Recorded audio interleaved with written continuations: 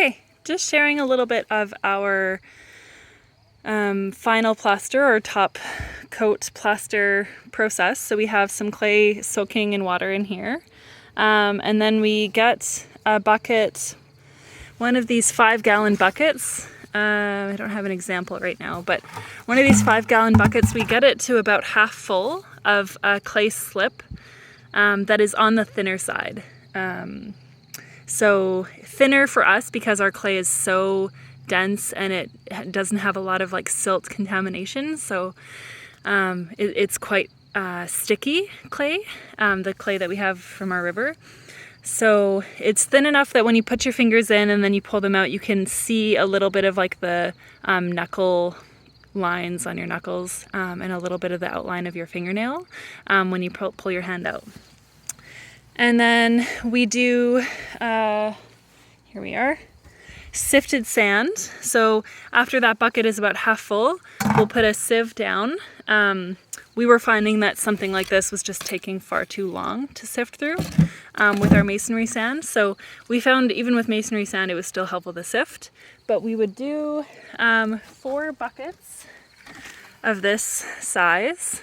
So this is, rice syrup. So this is a 11-pound bucket rice syrup, and so 4 buckets of masonry sand through there, and then after that's in there, we were doing 5 cellulose of this size of yogurt.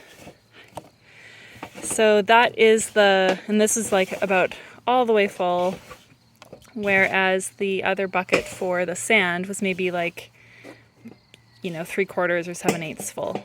So 5 of those, and that is the mix for the slip. And then we were just using a drill with this stirring bit, putting it right in the bucket, and stirring it in there. So the clay slip needs to be sifted, as does the sand. Obviously the cellulose doesn't. And I'm going to pause it and bring it over to Kaylie, who will share some plastering. Hello. We're doing the final plaster on Lana and John Michael's house. Did you already go through the mixture? I did. Yeah. Okay. Yeah. So the mixture comes out, it's super creamy because of the cellulose. And then we're just applying it with the Japanese trowels onto the wall. We're aiming for about a 1/4 inch thickness, and the aim is just to kind of get it on and keep it nice and smooth. And you kind of want to trowel it on as good as you can, and then just kind of step back and leave it. You can fix it up a bit later with either like a yogurt lid, kind of soft plastic to smooth it out when it's like leather hard dry.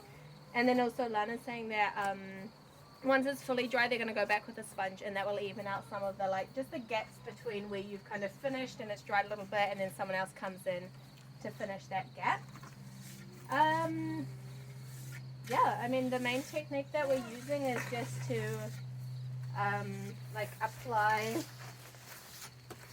apply up, and then we're just going to smooth it down and try and join it in.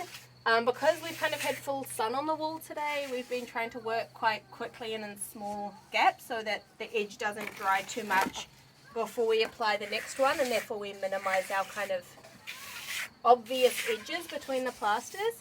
But generally you kind of want to work in this kind of span of control in a nice square in front of you, so that all of the motion that you're doing is kind of within your torso body space, because if you're working out here, then you can get all wobbly and it's much harder to make it a nice smooth surface.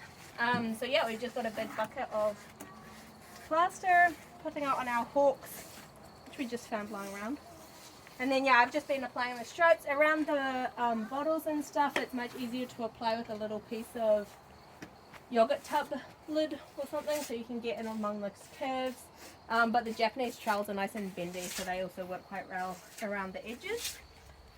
And then we just made sure to masking tape off around anything we really don't want to get dirty, so like the wood, but it is just clay, so it will just wash off.